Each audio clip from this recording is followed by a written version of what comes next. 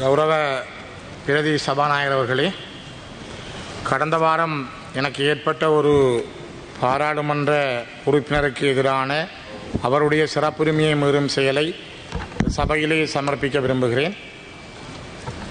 யாழ்ப்பாண தேர்தல் மாவட்டத்தினுடைய நாடாளுமன்ற உறுப்பினர் சிவஞானம் ஸ்ரீதரன் ஆகிய நான் தமிழ்நாடு அரசின் ஒழுங்கமைப்பில் 2025/1/11 2025/1/12 தேதிகளில் சென்னை நந்தம்பாக்கத்தில் நடைபெற்ற அயலக தமிழர் தின நிகழ்வில் சிறப்பு விருந்தினராக பங்கேற்கும் பொருட்டு 2025/1/10 கட்டுநாயக்க விமான நிலையம் ஊடாக நான் இந்தியாவுக்கு பயணமாகி இருந்தேன்.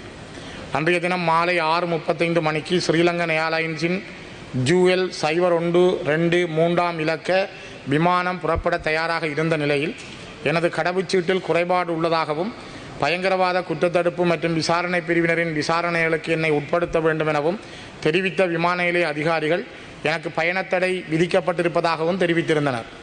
இதன்போது என்னுடன் இணைந்து பயணம் செய்வதற்காக விமான நிலையம் வருகை தந்திருந்த சக பாராளுமன்ற உறுப்பினரும் இலங்கை முஸ்லிம் காங்கிரஸ் கட்சியின் தலைவருமான கௌரவ ரவுப் ஹக்கீம் அவர்கள் மேற்கொண்ட முயற்சிகளின் பலனாக நீண்ட நேர விசாரணைகளின் பின்னர் விமானம் புறப்பட தயாராகிய இறுதி நேரத்தில் என்னை இந்திய பயணத்துக்கு அனுமதித்திருந்தனர். எனினும் 2025/1/13 நான் இந்தியாவிலிருந்து மீளவும் நாடு திரும்பிய போது குறித்த பயணத்தடை தொடர்பில் சம்பந்தப்பட்ட அதிகாரிகளிடம் வினவிய போது அவ்வாறான பயணத்தடைகள் எவையும் என் மீது விதிக்கப்படவில்லை என தெரிவித்திருந்தனர். நீதிமன்ற கட்டளைகள் ஏதுமின்றி கௌரவ சபாநாயகராகிய தங்களின் ஆலோசனை எதுவுமின்றி எனக்கு பயணத்தடை உள்ளதென குடிவரவு குடியளவு அதிகாரிகளால் தெரிவிக்கப்பட்டமை திட்டமிட்ட வகையிலான சிறப்புரிமை மீறல் என்றே நான் கருதுகிறேன். மக்களால் தெரிவு செய்யப்பட்ட ஒரு பாராளுமன்ற உறுப்பினராக எனக்கு இருக்கும் அடிப்படை சிறப்புரிமையை மீறும் வகையில் மேற்கொள்ளப்பட்ட மேற்படி விசாரணைகளின் பின்னணி குறித்து பாராளுமன்றத்தில் நான் கேள்வி எழுப்புவதோடு மிக முக்கியமாக இன்னுமொரு விடயத்தை நான் இந்த இடத்திலே பதிவு செய்ய விரும்புகிறேன். நேற்று 2 நாட்களுக்கு முதல் யாழ்ப்பாணத்திலே ஒரு தனியாருடைய ஊடகத்துக்கு பேட்டியளித்த முன்னாள் நாடாளுமன்ற உறுப்பினர் சுமந்திரன் அவர்கள் குறிப்பிட்டிருக்கிறார்கள், ஸ்ரீதரன் அவர்களை அவர் ஒரு தடை செய்யப்பட்ட கனடாவில் இருந்து வருகின்ற ஒரு அமைப்போடு பேச அவர் முனைந்ததாகவும் அதற்காகத்தான் அவர் சென்னை செல்ல இருந்ததாகவும் அந்த காரணத்தின் அடிப்படையில் தான் அவர் தடுக்க ஏர்போர்ட்டிலே முயற்சி செய்தார்கள் விமான நிலையத்தில் என்ற செவியை வழங்கியிருந்தார். இது தொடர்பாக அவர் தனக்கு ஸ்ரீதரன் தெரிவிக்கவில்லை என்றும், ஆனால் நான் அவரை சென்னையிலே கண்டபொழுது கௌரவ சுமந்திரன் அவர்களும் கூட இதை பற்றி என்னிடம் எதுவும் கேட்கவில்லை.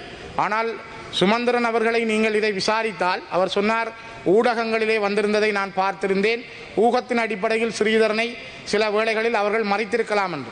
ஆகவே நீங்கள் சுமந்திரனை விசாரித்தால் எந்தெந்த ஊடகங்களில் இந்த செய்தி வந்திருக்கிறது என்று அறிந்து அந்த பிரதான ஊடகங்களினுடைய பிரதானிகளை விசாரிப்பதன் மூலம் நான் நினைக்கிறேன் இதற்கு உண்மையை கண்டறிய முடியும் என்று நான் நம்புகிறேன். ஆகவே இது எனக்கு எதிராக செய்யப்பட்ட மிகப்பெரிய ஒரு சதியாக நான் கருதுகிறேன்.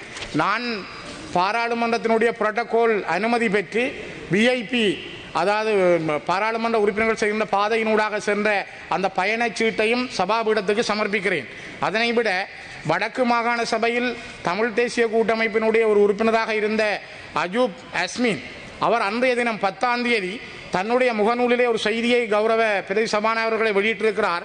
கடந்த நாட்களில் எந்த ஒரு பாராளுமன்ற உறுப்பினருக்கும் விமான நிலையத்தில் எவ்வித இடையூறுகளும் எவராலும் ஏற்படுத்தப்படவில்லை, அவ்வாறு பரப்பப்படுகின்ற செய்திகளில் உண்மைகள் எதுவும் இல்லை, விமான நிலைய உயரதிகாரி இவ்வாறு ஒரு செய்தியை வெளியிட்டிருக்கிறார். இதிலே நான் இந்தியாவில் இருக்கின்ற பிரபல அரசியல் தலைவர்கள் ஒருவரான செந்தமிழன் சீமான் அவர்களோடு நின்ற ஒரு படத்தோடு வருகின்ற அந்த படத்தையும் தன்னுடைய முகநூலில் இட்டு எனக்கு எதிராக இந்த செய்தியை அவர் பரப்பியிருக்கிறார். அஸ்மின் அவர்களும் சுமந்திரன் அவர்களும் நெருங்கிய நண்பர்கள். ஆகவே இதுக்கு பின்னாலே நான் நினைக்கிறேன் சுமந்திரன் சொன்ன செய்திக்கும் அஸ்மின் வெளியிட்டிருக்கிற முகநூலுக்கும் இடையில் ஏதோ ஒரு சங்கதி இருப்பது போல எனக்கு தெரிகிறது. என்னை அந்த நிகழ்வுக்கு போக விடாமல் தடுப்பதற்கு, ஏனென்றால் சீமானுக்கும் ஸ்டாலினுக்கும் நல்லதில்லை.